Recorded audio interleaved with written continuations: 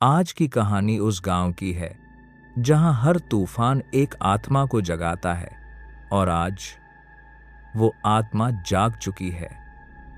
बरसात की रात में पहाड़ी रास्तों पर हवा इस तरह रो रही थी जैसे कोई छिपकर पुकार रहा हो।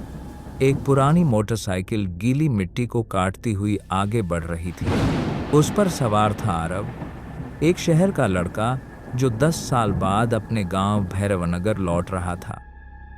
कसम थी कि कभी वापस नहीं आऊंगा, लेकिन कुछ वादे कभी पूरे नहीं हो पाते। बारिश की बूंदें उसके चेहरे पर पड़ रही थीं, पर हर बूंद उसे किसी याद की तरह चुभ रही थी। उसके फोन पर एक पुरानी फोटो खुली थी, उसमें मुस्कुराती दिया थी। गांव के बुजुर्ग ने चेतावनी दी थी, रात की बारिश में गांव में मत आना बेटा, वो रात मौत को बुलाती है। लेकिन आरव आया था क्योंकि उसे अपने अधूरे वादे पूरे करने थे। बरसात बढ़ रही थी। आरव पुरानी हवेली के सामने रुका, वही हवेली जहां दिया रहती थी।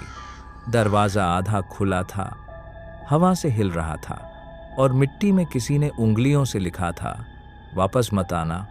आरव ने दरवाजे को धक्का दिया। दरवाजा चरमराया और खुल गया। अंदर अंधेरा था और सिर्फ एक झिलमिलाती लालटेन जल रही थी। दीवारों पर पुरानी पेंटिंग्स थीं और सबसे बीच में दिया की मुस्कुराती तस्वीर। लेकिन जैसे ही बिजली चमकी, तस्वीर में दिया की आंखों से खून की धार बह निकली। तू वापस आ गया आरव। आरव का दिल थम गया। वो आवाज वही थी दिया की, पर दिया तो मर चुकी थी। उस तूफान में 10 साल पहले आरव ने आवाज के पीछे जाने की कोशिश की। सीढ़ियां चरमराएं, हवा कांपी। ऊपर के कमरे से दिया की परछाई दिखी, सफेद कपड़ों में भीगी हुई।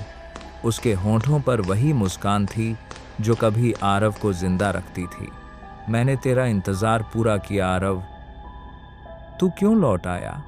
आरव, तूने कहा था जब बारिश होगी तू वापस आएगी। दिया मुस्कुराई। हाँ, लेकिन तू ये नहीं समझा कि मैं अब जिंदा नहीं हूं।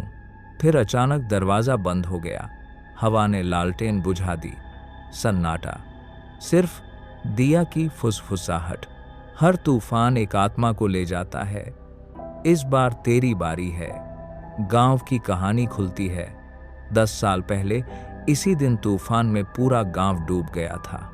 लोगों का मानना था कि भैरवनगर पर प्रेम का श्राप लगा था, जहां सच्चा प्यार करने वाला कभी नहीं बचता।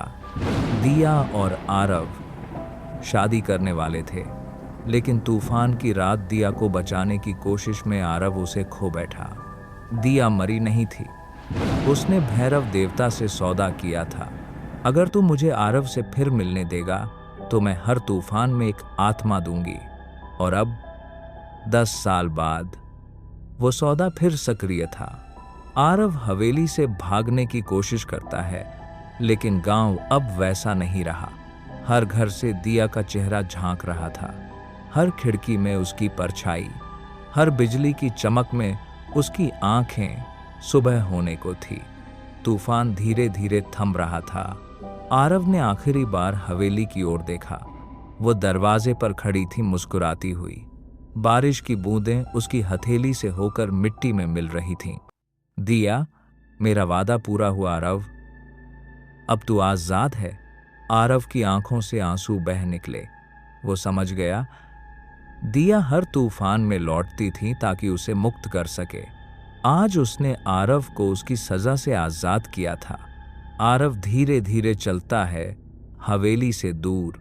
पीछे सूरज की पहली किरण गिरती है। बारिश रुक चुकी है।